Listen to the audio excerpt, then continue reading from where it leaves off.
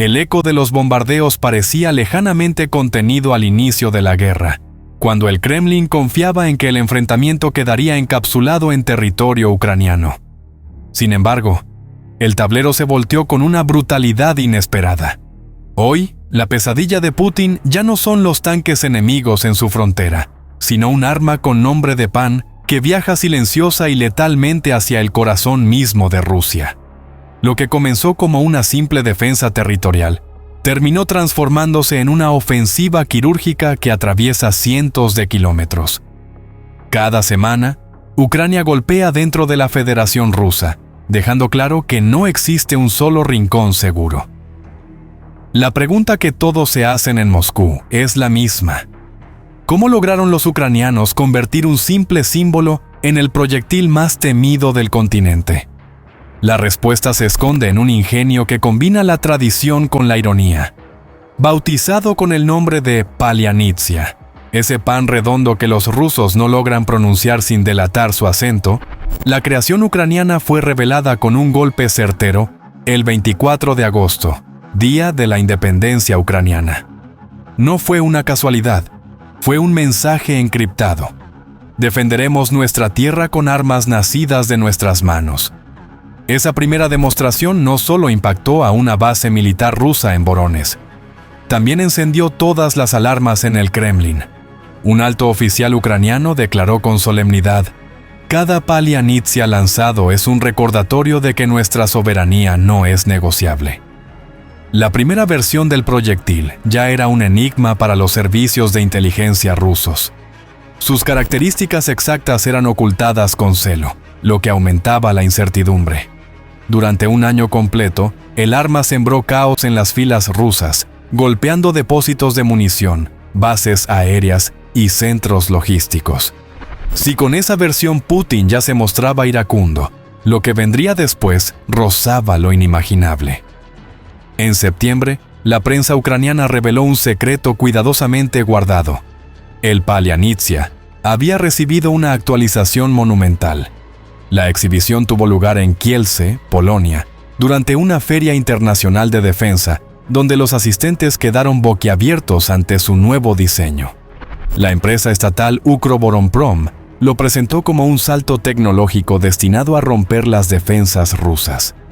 Los detalles filtrados: una longitud de 3,5 metros, una envergadura de 1,5 metros, compacta pero devastadora, un peso total de más de 320 kilos, una carga explosiva que superaba los 100 kilos, suficiente para volar instalaciones petroleras enteras.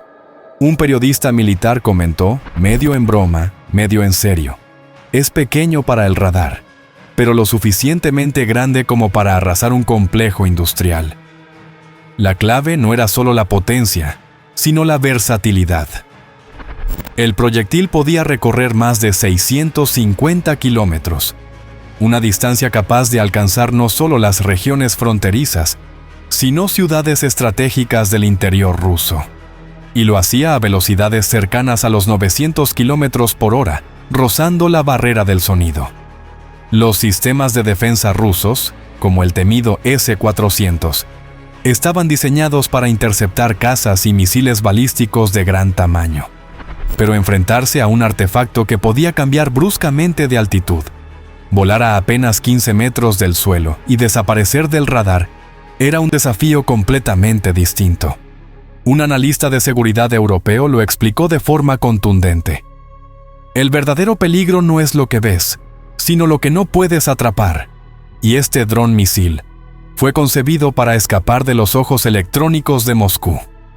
La guerra electrónica, ese as bajo la manga del Kremlin, tampoco parecía suficiente. En los últimos meses, Rusia había desplegado equipos capaces de bloquear señales GPS, confundiendo a los drones enemigos. Pero Ukroboronprom había previsto esa jugada. La nueva versión del Palianitsia incorporaba un sistema de navegación inercial, reforzado con algoritmos que permitían al dron avanzar sin necesidad de depender constantemente de satélites. Eso significaba que, incluso en un entorno saturado de interferencias, el arma podía continuar su curso sin desviarse. Un comunicado de Euromaidan Press lo dejó claro: No se trata de seguir una señal externa, sino de que el proyectil piense por sí mismo. La ironía cultural añadía más peso al impacto psicológico. Mientras en Rusia se esforzaban en pronunciar la palabra Palianitsia, en Ucrania el nombre se convertía en símbolo de identidad nacional. Un pan convertido en misil, un gesto que mezclaba burla y orgullo. Cada vez que un proyectil partía hacia el este, no era solo un ataque físico, sino una declaración. Somos nosotros, con nuestra lengua, nuestra cultura y nuestra voluntad, los que decidimos el destino de esta guerra. Para los rusos, el golpe era doble. Por un lado, sufrían daños materiales.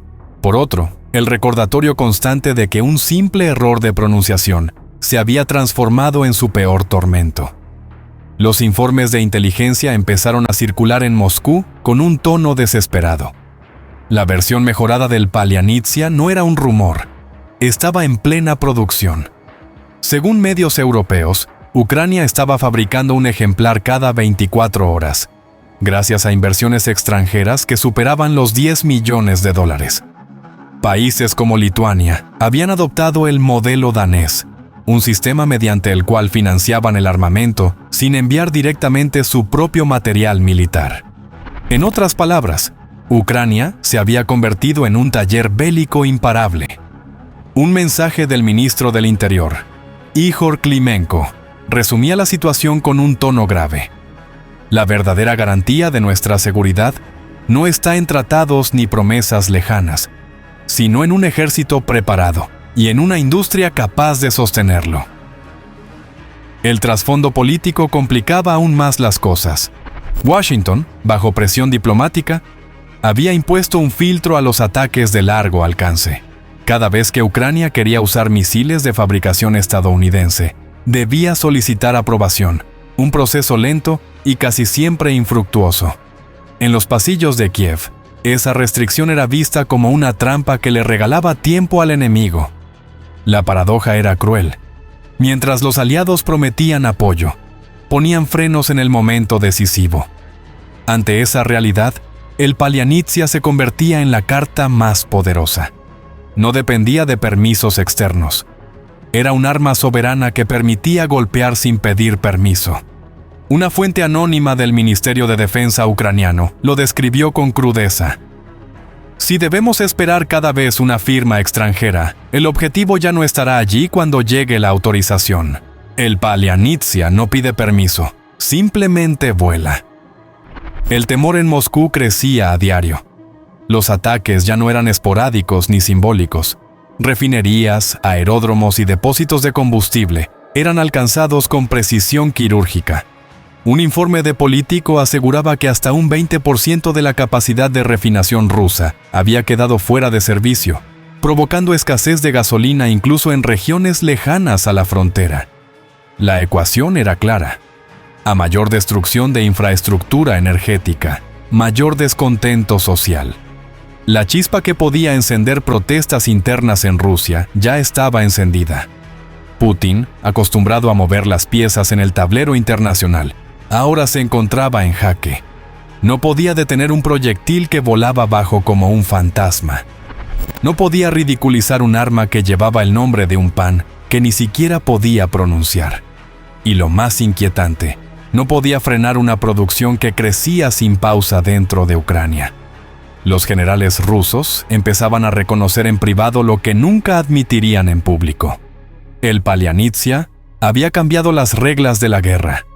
El eco de aquella revelación aún retumbaba cuando, de repente, una nueva verdad emergió como una puñalada en el corazón del Kremlin. El llamado pan redondo de Ucrania, bautizado con el nombre de Palianitsia, no era solo un dron misil más en la larga lista de armas de este conflicto. Se estaba convirtiendo en una pesadilla en constante expansión para Moscú. Cada detalle que se conocía del aparato confirmaba que ya nada en Rusia podía darse por seguro. Las primeras pruebas dejaron en claro que no se trataba de una pieza aislada de propaganda, sino de un artefacto real, probado en combate y con capacidad para desatar un cambio estratégico en la guerra. Funcionaba como una sombra que se colaba por encima de radares, burlaba las defensas electrónicas y golpeaba justo donde más dolía. La confirmación de su uso en Voronezh, precisamente en el día de la independencia de Ucrania, no fue una coincidencia. Fue un mensaje calculado, una especie de desafío que decía: estamos aquí, podemos entrar y no hay nada que puedan hacer para impedirlo. Un alto oficial ucraniano lo describió así en una entrevista restringida. No se trata solo de tecnología, se trata de dignidad. Cada Palianitsia lanzado lleva consigo la voz de millones que jamás aceptarán la ocupación, dijo con un tono seco, pero cargado de una certeza que parecía indestructible. Y las cifras solo intensificaban el miedo ruso. El nuevo modelo alcanzaba una velocidad transónica, capaz de aproximarse a más de 890 kilómetros por hora, suficiente para dejar en evidencia que no era necesario competir con los misiles hipersónicos de Moscú para ser letal. Porque la clave estaba en la discreción, en la capacidad de volar a baja altura, casi rozando el terreno, desorientando a los sistemas más sofisticados de Rusia. La aparición en la Feria Militar de Kielce fue un golpe de efecto calculado. Allí se exhibió como si fuera una carta marcada, un aviso de lo que vendría.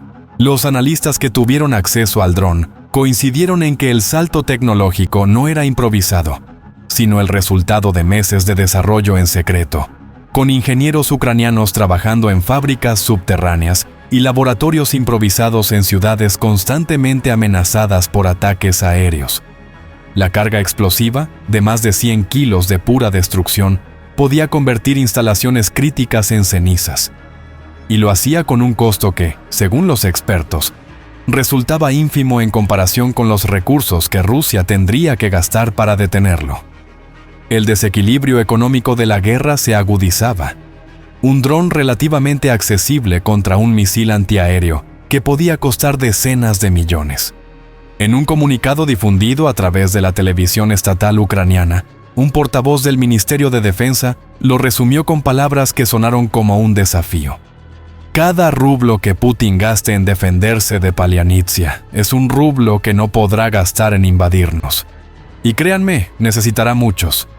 Mientras tanto, en Moscú, la incomodidad era evidente. Los estrategas del Kremlin sabían que, aunque el S-400 podía derribar aviones a velocidades supersónicas, este nuevo enemigo era diferente, pequeño, ágil, capaz de cambiar de altitud en cuestión de segundos y prácticamente indetectable en algunas maniobras.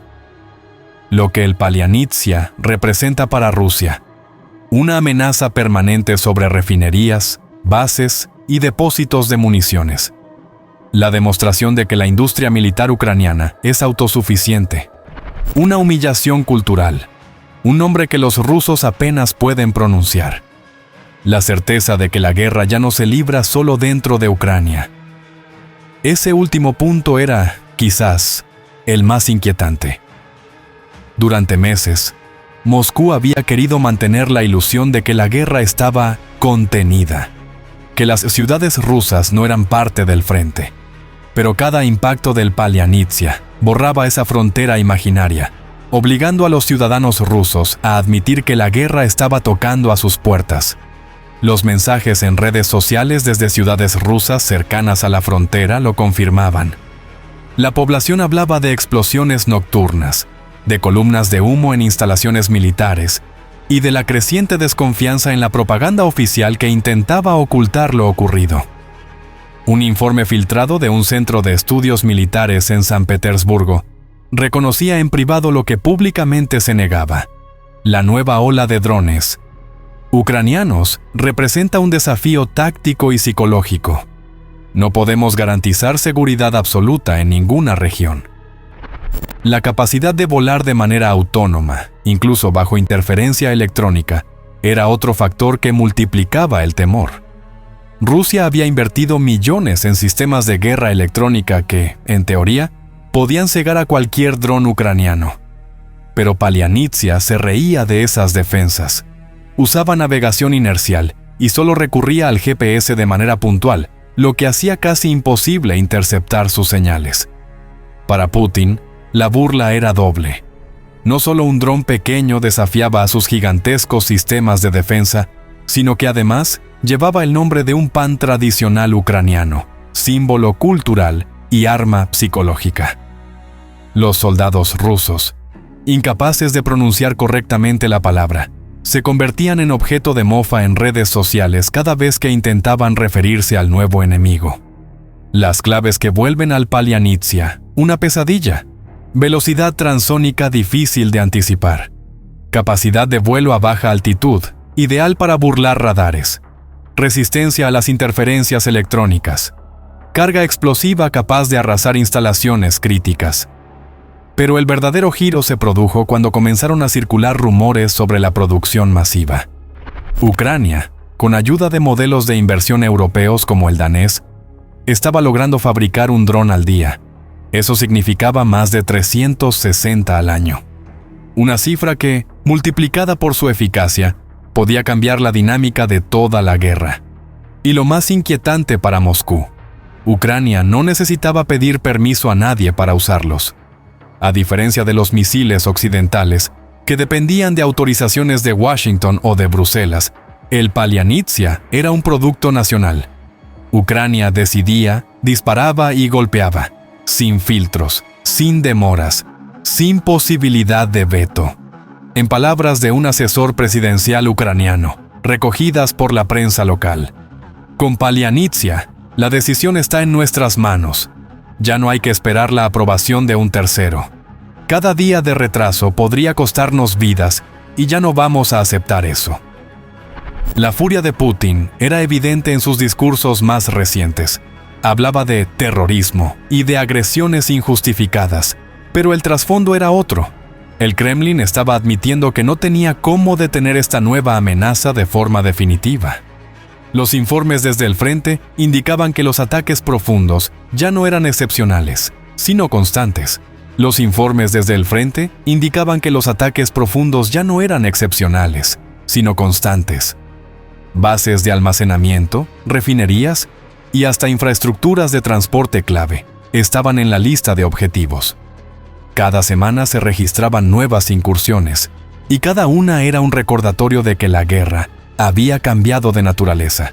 El propio Zelensky, en un discurso cargado de simbolismo, lo dijo con claridad. No retrocederemos. Cada golpe que recibimos será respondido con precisión, y cada Palianitsia lanzado es la prueba de que no nos rendiremos jamás. El simbolismo de este dron misil trascendía la tecnología. Era un mensaje en sí mismo.